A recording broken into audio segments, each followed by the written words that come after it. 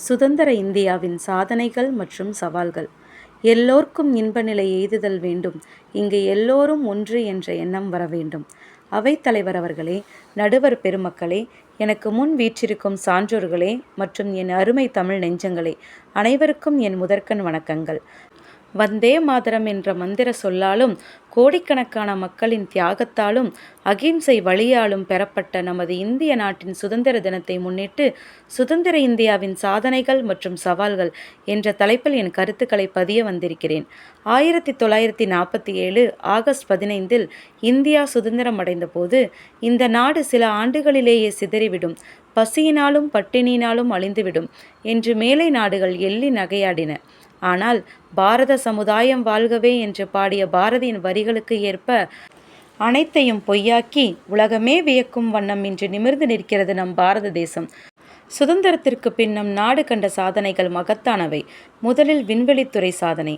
வானை அளப்போம், கடல் மீனை அளப்போம் என்ற கூற்றை நனவாக்கி இஸ்ரோ மூலம் நிலவின் தென்துருவத்தில் தடம் பதித்த சந்திராயன் 3 வரை விண்வெளித்துறையில் வல்லரசு நாடுகளுக்கே சவால் விடும் இடத்திற்கு இந்தியா உயர்ந்துள்ளது.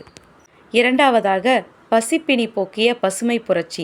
ஒரு காலத்தில் உணவுக்கு அந்நிய நாடுகளை எதிர்பார்த்திருந்த நிலைமை மாறி இன்று உலகிற்கு உணவு தானியங்களை ஏற்றுமதி செய்யும் அளவுக்கு விவசாயத்தில் சாதனை படைத்துள்ளோம்.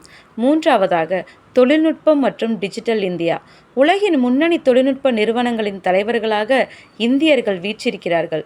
கிராமத்து தேநீர் கடை வரை டிஜிட்டல் பண பரிவர்த்தனை சாத்தியமாகியுள்ளது.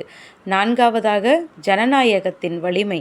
பல்வேறு மொழிகள், கலாச்சாரங்கள் கொண்ட நம் நாட்டில் அனைவருக்குமான சமமான வாக்குரிமை மற்றும் உலகின் மிகப்பெரிய அரசியல் சாசனத்தின் மூலம் ஜனநாயகத்தை வெற்றிகரமாக வழிநடத்தி வருகிறோம்.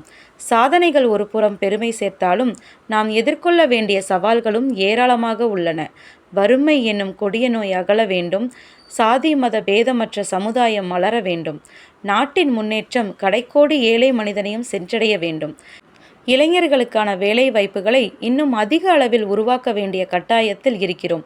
யாதும் ஊரே யாவரும் கேளிர் என்ற உயரிய சிந்தனை கொண்ட மண்ணில் சாதி மற்றும் மத மோதல்கள் எழுவது நமது ஒருமைப்பாட்டிற்கு பெரிய அச்சுறுத்தலாகும்.